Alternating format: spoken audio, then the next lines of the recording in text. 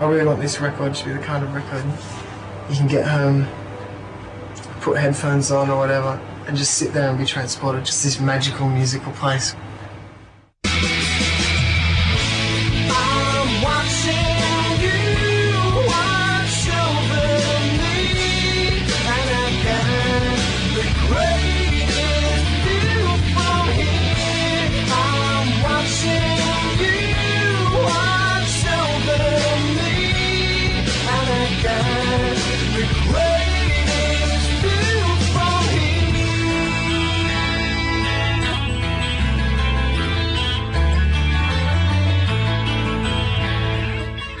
The way that I saw music was how I heard it for bands that I loved. Like, if we're listening, for Frogstone, we're kind of listening to the whole grunge thing. They were bands that I loved, so that was the music that I played.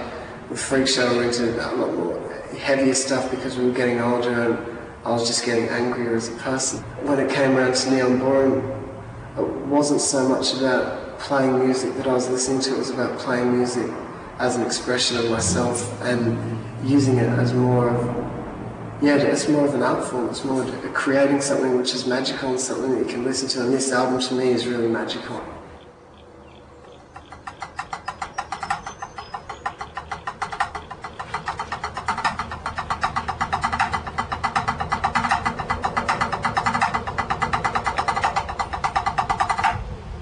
I think it's going to be very different to what we've done before. We're all a little bit older and we're all a little bit better players, so I know the whole thing is just about, we all got completely different musical tastes, so when we all play, we kind of bring those different tastes in. There's heaps of harmonies. I like the harmonies, it's always fresh and new and it's good, it's always exciting.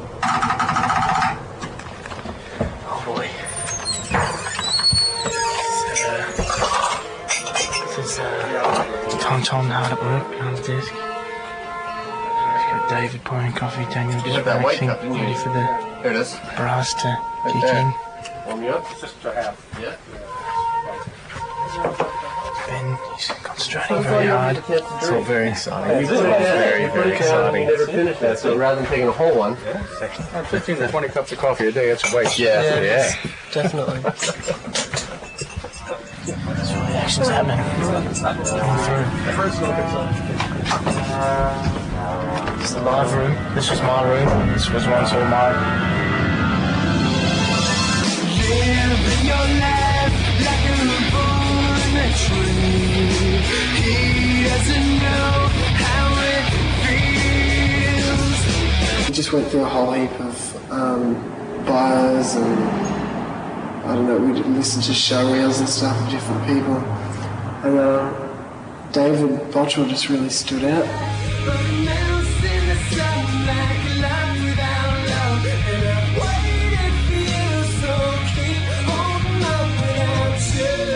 The impression that I got initially was that he was really open to being ambitious, and he wasn't scared by a lot of the ideas I had, which a lot of the other guys that I met were. They were kind of, when I was talking about ideas I had and when they'd heard the demos, I think they were they didn't really know how to take it. I think they just thought it was a kid with these stupid stoner ideas, and I kind of didn't feel anything from them. But David, I really felt like he was into it and he felt really positive about it. It takes all week.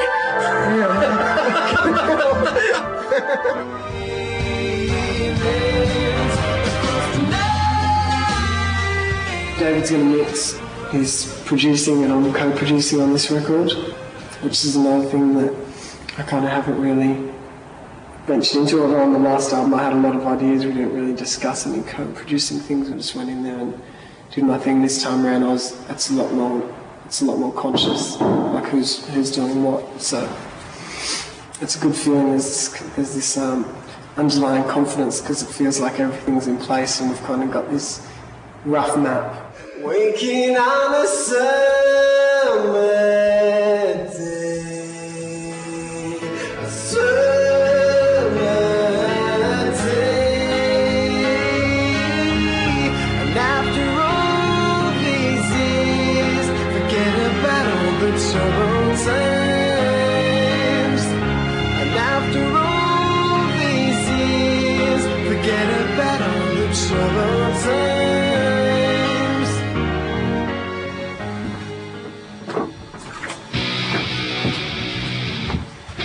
on earth. I just want to live a normal life.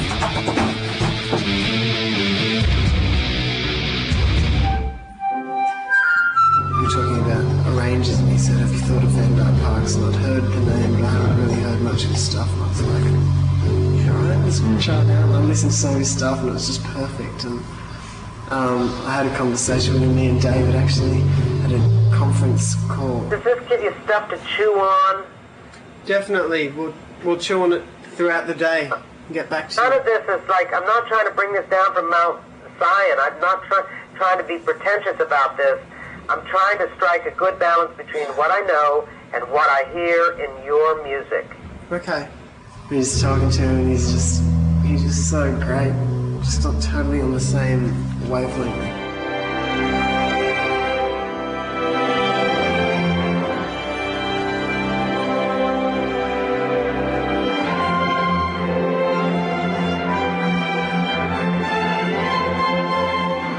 I've just worked on 3 songs, but that's been a career. I mean, I was a brunette when I started this project, okay?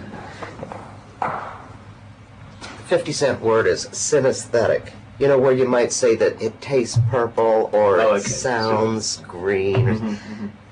There are such relationships, and there are people who are cursed with this thing called synesthesia. Great artists and musicians have evoked those relationships when music feels cinematic, and this music does, and that's a gift.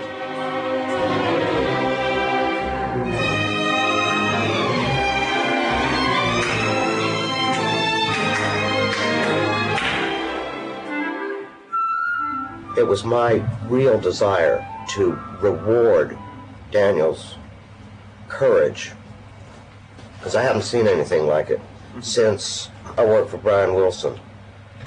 I haven't seen this kind of thing, you know, just for a person who didn't need to do something, but demanded it of himself.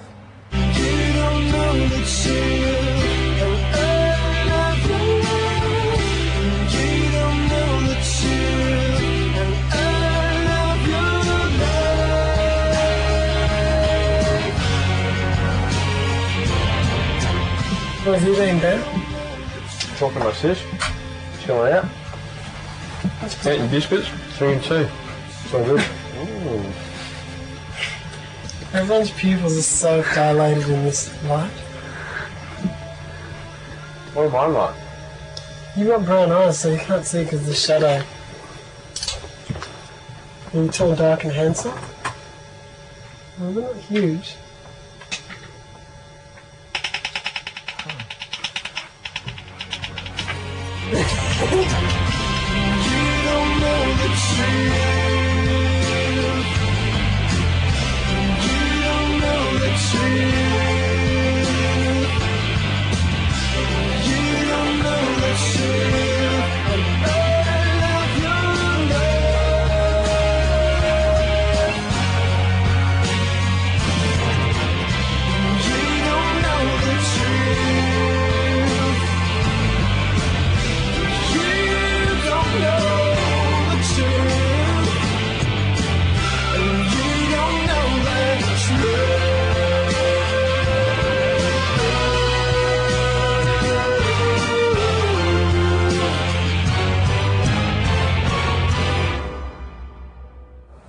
When I hear the finished product, when I hear this record, I think I'll look back on the last 2 years and say, well, I'm glad I did it, because I live for this music, and if I'm happy with the music, then I'm happy with my life.